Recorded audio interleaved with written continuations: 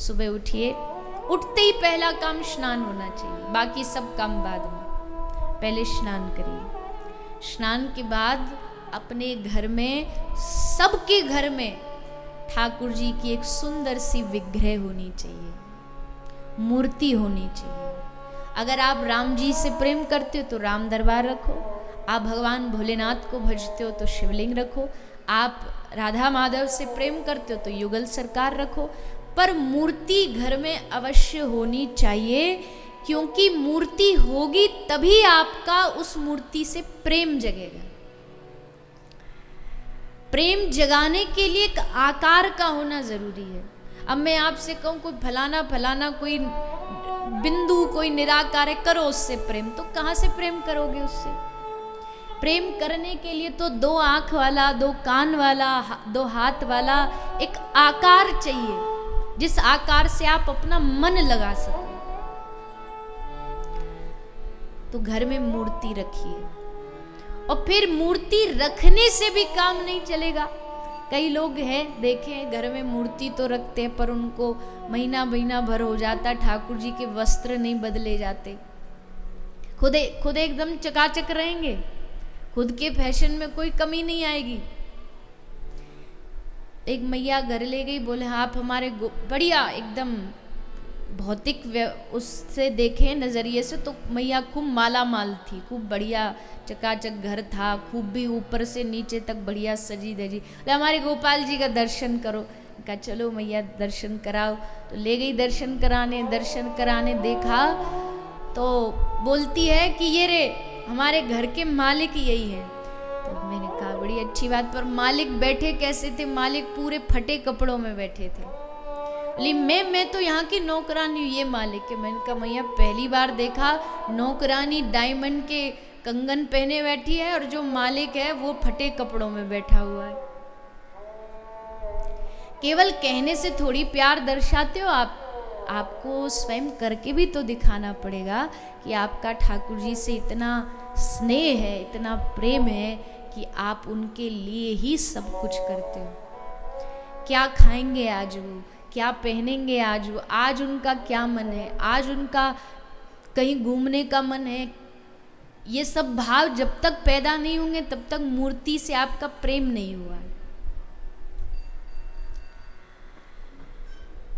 केवल पीतल धातु सोना चांदी समझ करके उनसे अगर केवल बाहरी व्यवहार करोगे तो ठाकुर जी भी आपसे फिर बाहरी व्यवहार करेंगे।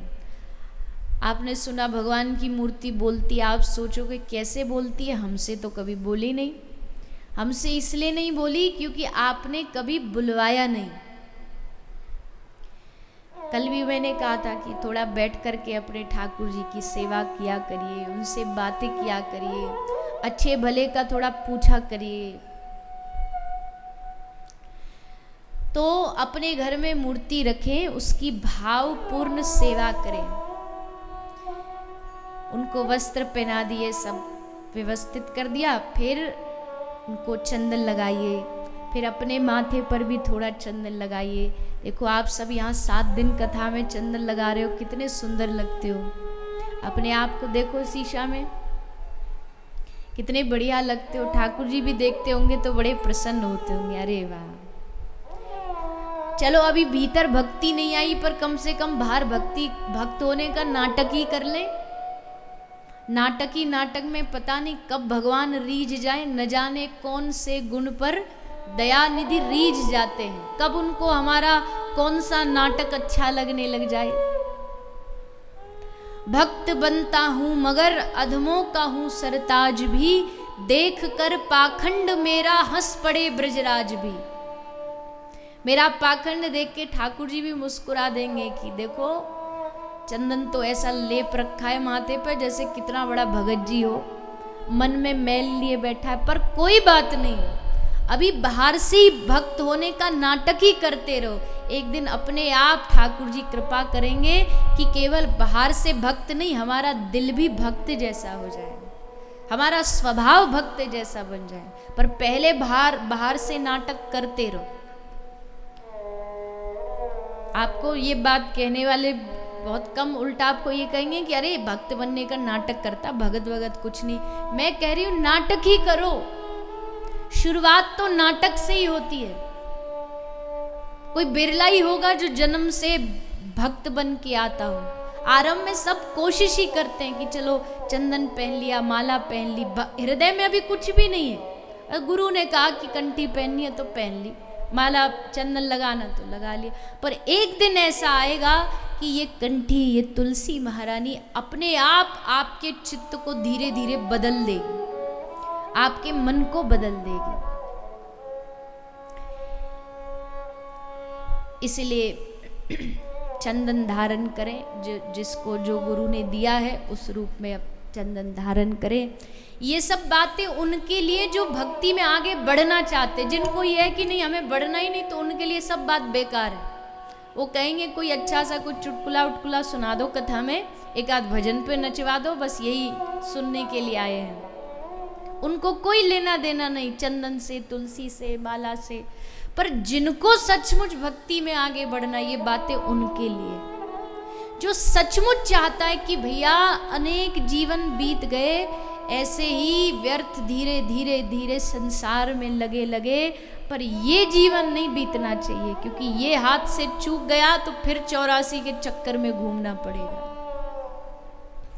फिर 84 के चक्कर में।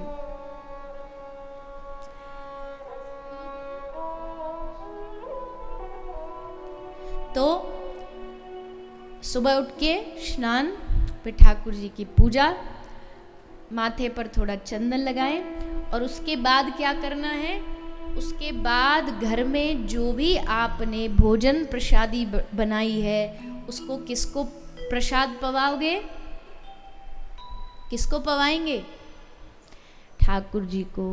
पहले ठाकुर जी को अपना भाव अर्पित करिए, जो भी भोजन बनाया है पहले ठाकुर जी को समर्पित करिए, फिर उनसे जो थोड़ा बहुत झूठन बचेगा प्रभु उसको हम पाएंगे आपकी प्रसादी रूप में।